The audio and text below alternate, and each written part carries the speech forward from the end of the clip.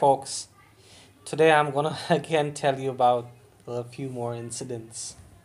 So, people generally ask me, like, Pratik, why do you get aggressive and stuff like that. And it's like, if you are dealing with people who are not up to the mark, you have to put them into a specified, you know, uh, area, or you can say into a specified domain wherein they have to behave in a defined manner.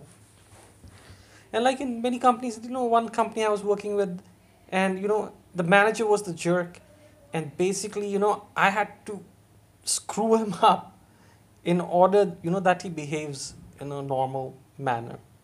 And he's like, he goes and like, my kids and my family is there, that's why employ me.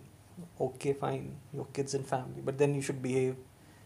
Then what he does, he goes and collects the rent of his senior boss, and then he does all the like painting of his houses and stuff like that, the big bosses in the US, and that's why he's been employed over there.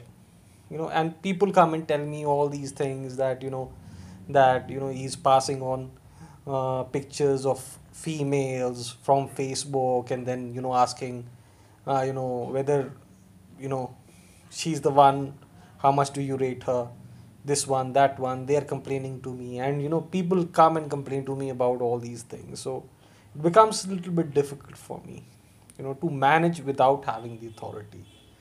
So most of the companies, I get into a fixed kind of situation, because um, the troublemakers you know are actually not managed properly. And also, there's a funny incident. There's these guys, they, most of them are like, I just can't tell you, over here. This guy, he goes to some, roadside, they're like on roadside drinking areas, that they're called thekas in India.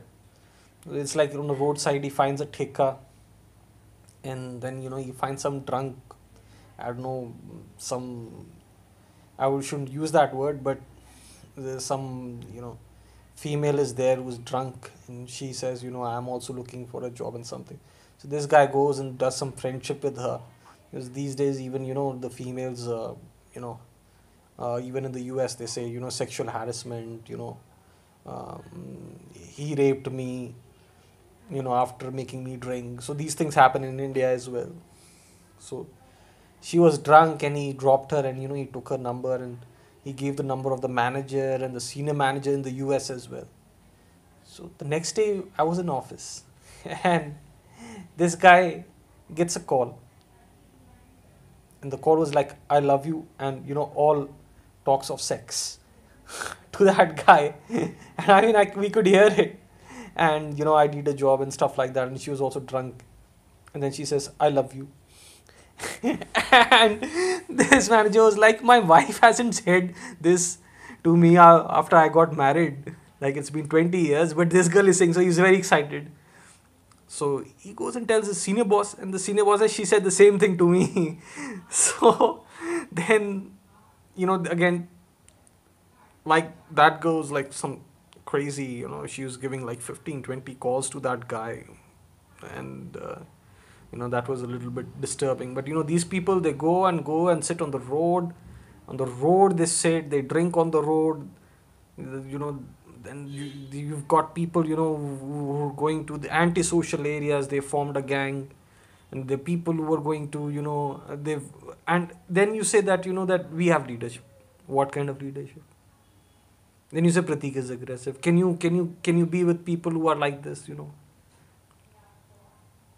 spilling dirt everywhere and stuff like that?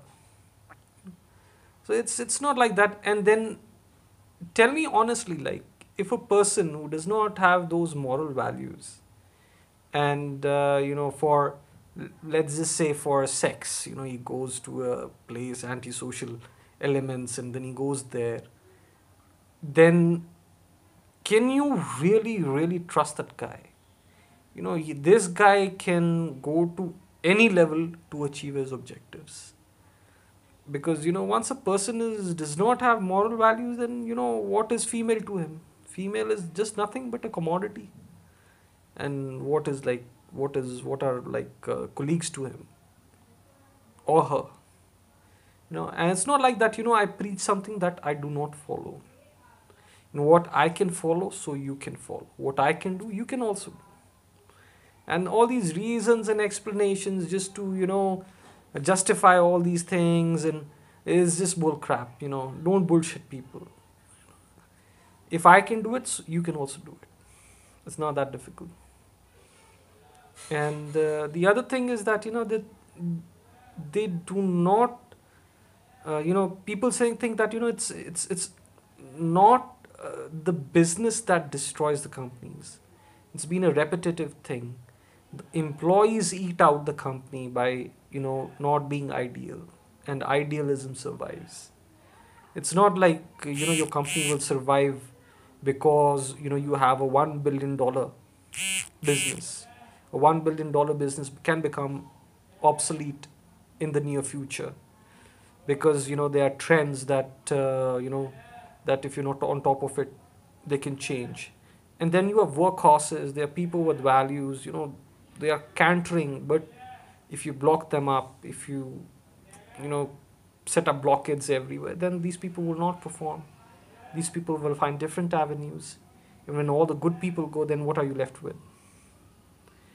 If you take on crap, then you will get crap.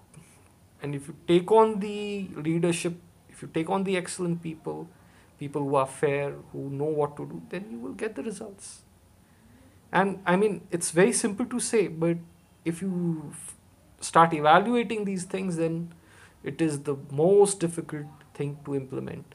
These days in India, people have money. People have in my area, people have lots and lots of money, and the problem is not investing in business. People can invest in business.